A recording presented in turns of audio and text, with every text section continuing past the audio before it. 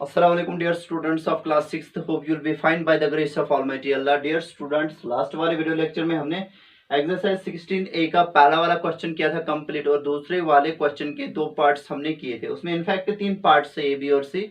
ए part और उसका B part हमने किया था। आज हम इस वाले वीडियो लेक्चर में स्टार्ट करने वाले हैं इसको with the part number C of question number second. हमें वहां पे क्या बताया गया है, find the perimeter of the following squares. हमें वहां पे कुछ स्क्वायर्स की डायमेंशंस दी गई है, हमें उनका पेरीमीटर निकालना है 4 इंटू साइड, जिसके लिए हमारे पास में फॉर्मूला है। ठीक है, चले करते हैं सॉल्यूशन। जो पहला पार्ट है बेटा, पार्ट नंबर जो सी है क्वेश्चन नंबर 2 का, वो क्या है। हियर आप लिखेंगे बेटा, here side of square, side of square, square A is equal to, वो कितना है, साइड ऑफ स्क्वायर हमारे पास में ए से डिनोट होगा और वो है बेटा 3 मीटर। कितना है, 3 मीटर। ठीक है, therefore it is perimeter, it is perimeter, perimeter is equal to 4 into A, that will be equal to 4 into 3, 4 3 जार आएगा बेटा 12। हमने बताया था आपको पेरीमीटर के वही यूनिट्स होते हैं जो कि हमारे पास में गिवन ज्योमेट्रिकल फिगर के डायमेंशंस के या कैरेक्टरिस्टिक्स के यूनिट्स हो गए। क्योंकि हमारे पास में जो साइड ऑफ स्क्वायर है उसके यूनिट्स मीटर है, तो यहाँ पे भी हमारे पास में बेटा आएगा मीटर है। यानी कि जो हमारे पास में ए स्क्वायर का पेरीमीटर होगा दैट इज 12 मीटर। अब इसी क्वेश्चन का पार्ट नंबर सेकंड तो आप खुद करोगे, पार्ट नंबर थर्ड में इसका दिखाऊंगा, जहां से बेटा आपको सभी चीजें ऐसी लिखनी पड़ेगी। ठीक है, उसमें आप क्या करोगे, चेंज क्या करना है, चेंज खाली डायमेंशंस करनी है। हमारे पास में जो पार्ट नंबर थर्ड है वहां पे हमारे पास में जो साइड ऑफ स्क्वायर है वो 80 metre. Here side of square is equal to 80 metre, therefore it is perimeter. फिर से वही वाली formula, that is 4 into A, 4 into side, Y का 4 इंटू 80। ठीक है, 4 इट 32 आएगा, 320, लेकिन क्या आएगा, मीटर। ठीक है, लेकिन जब प्लग किया करोगे ना आपको डायमेंशन, उस वक्त यूनिट लिखने की कोई जरूरत नहीं है, बल्कि जो आपके पास में रिजल्टेंट एक्सप्रेशन का वैल्यू आता है लास्ट में उसके साथ आप यूनिट एसोसिएट किया करोगे। यानी कि लास्ट में जो हमारे पास में इस गिवन स्क्वायर का जो पेरीमीटर है दैट इज 320 मीटर, जिसका साइड 80 मीटर था।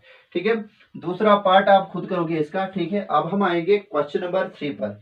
क्वेश्चन नंबर 3 पर हम क्या करेंगे, हमारे पास में क्या है, the side of a square field is 60 meter long, what will be the length of the fence going all around it। ठीक है, हमारे पास में एक स्क्वायर है, हमारे पास में एक स्क्वायर है जिसका हर एक साइड, जिसका हर एक साइड है बेटा 60 मीटर लॉन्ग, 60 मीटर लॉन्ग। मान लीजिए ये हमारे पास में एक स्क्वायर फील्ड है, एक स्क्वायर फील्ड है जिसका हर एक साइड 60 मीटर हमें दिया गया है।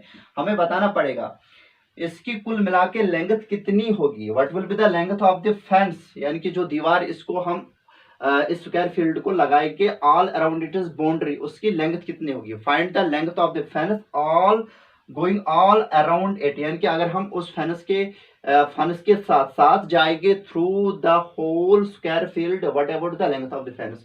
फिर से वो पेरीमीटर के बराबर आएगा ना बेटा, यहाँ पे 4 इंटू साइड, साइड यहाँ पे क्या है बेटा, साइड यहाँ पे है 60 मीटर, वाई का 4 इंटू 60, वो हम कैलकुलेट करेंगे, वो हमारे पास में लेंथ ऑफ द फेंस होगी, लेंथ ऑफ द फेंस होगी। ठीक है, चलिए करते हैं इसका सोल्यूशन स्टार्ट। ठीक है, सोल्यूशन स्टार्ट कैसे हम करेंगे, क्वेश्चन नंबर 3 का, क्वेश्चन नंबर 3 का, क्वेश्चन नंबर 3 का जो सोल्यूशन होगा वो कुछ ऐसा होगा।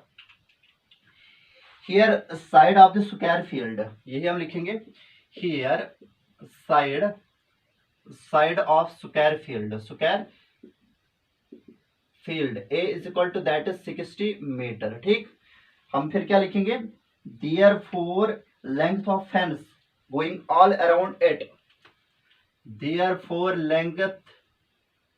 Length of fence is equal to perimeter, perimeter of square field, square field. ठीक है, यानी कि जो लेंथ ऑफ फेंस होगी कुल मिला के वो पेरीमीटर ऑफ स्क्वायर फील्ड के बराबर आएगा, जो कि हमारे पास में है क्या, 4 इंटू साइड के बराबर, that is 4 into side, side का मतलब 60, यहाँ पे प्लग करेंगे, वो आएगा 4 6 24। ठीक है, और एक 0 आएगा, यानी कि 240 मीटर की लेंथ होगी उस स्क्वायर फील्ड के पूरे फेंस की लेंथ। ठीक है बेटा, यानी कि यहाँ पे हमारे पास में एक स्क्वायर फील्ड था जिसका साइड दिया गया था, हर एक साइड दिया गया था 60 मीटर, हमें उस स्क्वायर फील्ड के इर्द गिर्द जो फेनस लगा हुआ होगा उसकी लेंथ बतानी थी, वो बिल्कुल परिमीटर के बराबर आएगा, जो कि हमने निकाला 4 × 6 4 6 24 और 240 मीटर आया। यानी कि परिमीटर के फिर से वही यूनिट्स हो गए जो कि हमारे पास में डायमेंशंस या लेंथ ऑफ स्क्वायर थी। ठीक है बेटा, तो अब हम क्या करेंगे बेटा, क्वेश्चन नंबर 4 इसी वाली एक्सरसाइज का, एक्सरसाइज 16A का क्वेश्चन नंबर 4 करने वाले हैं। क्वेश्चन नंबर 4 इसका, ठीक है। क्वेश्चन नंबर 4 हमें क्या दिया गया है, A square piece of land has each side equal to 100 meter. If 3 layers of metal wire are to be used to fence it, what is the length of the wire needed? ठीक है, हमारे पास में एक बेटा है square piece of land, square piece of land, ठीक है। हमारे पास में एक लैंड है जो कि स्क्वायर की शक्ल में है, स्क्वायर पीस ऑफ लैंड जिसका हर एक साइड 100 मीटर है दिया गया है। कितना? That is 100 metre. We have the square piece of land and each side of which is 100 metre. अब हमने क्या करना पड़ेगा, जो इसकी बाउंड्री होगी उस स्क्वायर पीस ऑफ लैंड की, उसको हमने वायर अप करना है। क्या करना है? वायर अप करना है। इसको एक कांटे वाली तार लगानी पड़ेगी, लेकिन उस वायर के कितने राउंड्स हमने इसके फेनस के अलांग लगाने पड़ेंगे। In order to fence it हमने वायर इस्तेमाल करने हैं, लेकिन फेनस के कितने राउंड्स हमने मारने पड़ेंगे? 3 राउंड्स मारने पड़ेंगे। हमें बतानी पड़ेगी, हमें यहाँ पे बताना पड़ेगा कि what about the total length of that very wire which has been used to fence it. ठीक है, यानी कि हमारे पास में एक स्क्वायर पीस ऑफ लैंड है जिसका हर एक साइड यानी कि ए का वैल्यू यहाँ पे 100 मीटर है, और हमने इसको फेनस अप करना है with the help of the wire. जो वायर हम इसके लिए इस्तेमाल करेंगे, जाहिर सी बात है वो इसके परिमीटर के अलांग ही हमें इस्तेमाल करनी पड़ेगी। हमें बताना पड़ेगा यहाँ पे, अगर उस वायर के 3 राउंड इसको हमने मारने पड़ेंगे टू फेनस इट। ओके, हमें बताना पड़ेगा यहाँ पे कि what about the length of that wire. Simple सी बात है, हम यहाँ पे इस क्वेश्चन को स्टार्ट करेंगे यहाँ पे। ठीक है, चलिए, here side of square,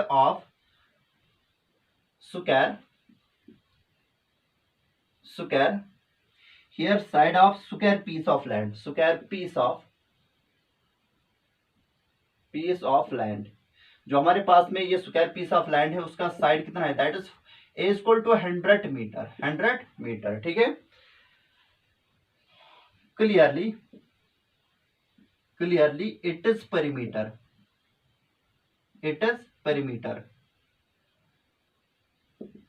इसका जो परिमीटर होगा, टोटल बाउंड्री लेंथ जो होगी बेटा, वो कितनी होगी? That is 4 into side, 4 into A, that will B 4 into 100 आएगा बेटा, 4 इंटू 100 आएगा 400 मीटर, यानी कि 400 मीटर इसका परिमीटर है। इसका मतलब अगर हमने वो वायर इस्तेमाल करनी पड़ेगी इसके इर्द गिर्द इसको ढकने के लिए, लेकिन खाली एक राउंड में, तो उसकी लेंथ वायर कितनी होनी चाहिए? जाहिर सी बात है 400 होनी चाहिए, लेकिन हमने तो इसके उस वायर के 3 राउंड मारने पड़ेंगे, तो इसका मतलब एक राउंड में 400 होगा। 2 राउंड अगर उस वायर के हम इसके परिमीटर के इर्द गिर्द लगाएंगे, वो कितना आएगा? उसकी लेंथ कितनी होनी चाहिए?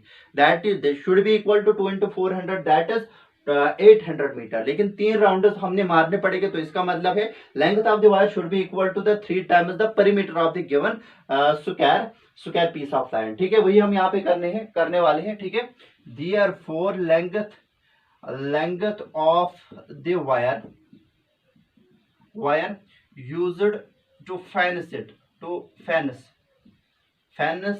The given square piece of land. ठीक है, वो आएगा बेटा 3 इंटू परिमीटर, यानी कि 3 इंटू परिमीटर का मतलब 3 इंटू 400, वो किसके बराबर आएगा? 3 4 12 और 2 0 आएंगे, यानी कि 1200 मीटर उस वायर की लेंथ होनी चाहिए, जो कि हमें यहाँ पे जरूरत पड़ेगी इस स्क्वायर फील्ड को 3 राउंड्स में वायर अप करने के लिए। ठीक है, तो hope you are understood it. अब हम इसी एक्सरसाइज के क्वेश्चन नंबर 5 की तरफ जाएंगे। बिल्कुल आसान से क्वेश्चन है, क्वेश्चन नंबर 5 बेटा। क्वेश्चन नंबर 5 जो इसका है, चलिए पढ़ते हैं उसको। The dimensions of the picture are 30 centimetre to 20 centimeter. What length of the wooden frame is needed to frame the picture? हमारे पास में एक रेक्टेंगुलर पिक्चर है जो उसकी डायमेंशन हमें दी गई है, दैट इज 30 सेंटीमीटर उसकी लेंथ है बेटा, और जो इसकी ब्रेडथ है बेटा दैट इज 20 सेंटीमीटर। अब हमने इस पिक्चर को, इस फोटो को टाकना पड़ेगा विद इन वुडन फ्रेम। हमने बताना पड़ेगा उस वुडन फ्रेम की लेंथ कितनी होनी चाहिए, सो दैट कि ये पिक्चर हम उसमें अच्छे से होल्ड कर पाए। जाहिर सी बात है ये रेक्टेंगल है, अगर इसकी लेंथ 30 मीटर है, ब्रेडथ 20 मीटर है, इसका पेरीमीटर निकालेंगे by means of the formula. कौन सी फार्मूला? हमारी अपनी formula, that is twice of length plus breadth. जो पेरीमीटर इसका होगा इस पिक्चर का, उतनी ही लेंथ हमारे पास में वुडन फ्रेम की होनी चाहिए, so as to fit this very picture into that wooden frame. ये हमने करना पड़ेगा। हम यहाँ पे लिखेंगे हियर क्वेश्चन नंबर 5 में, here dimensions of rectangular picture,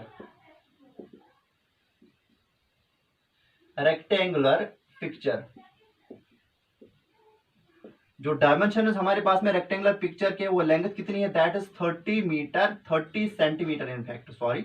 और उसके बाद में जो उसकी ब्रेडथ है बेटा 20 सेंटीमीटर है। Therefore length of the wooden frame, therefore length of the wooden frame which is needed to frame the picture, therefore length of the wooden frame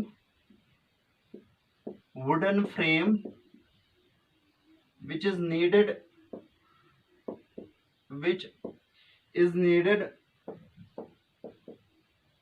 to frame the given picture,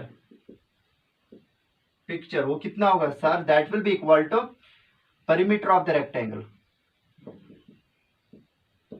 perimeter of rectangle, वो किसके बराबर आएगा? That will B 2 times length plus breadth. ये हमारे पास में formula है for calculating the perimeter of the rectangle, क्योंकि हमारे पास में जो पिक्चर है वो रेक्टेंगल की तरह है, तो इसका मतलब है जो वुडन फ्रेम की लेंथ होनी चाहिए, so as to frame this very picture, rectangular picture, वो पेरीमीटर ऑफ रेक्टेंगल के बराबर आएगा। वो आएगा twice of length plus breadth, that will be equal to 2 times length का वैल्यू कितना है? दैट इज 30 प्लस 20, ठीक है। वो किसके बराबर आएगा? दैट विल बी 2 इंटू 50, वो कितना आएगा? दैट विल बी 100, लेकिन यहाँ पे क्या लिखेंगे? सेंटीमीटर।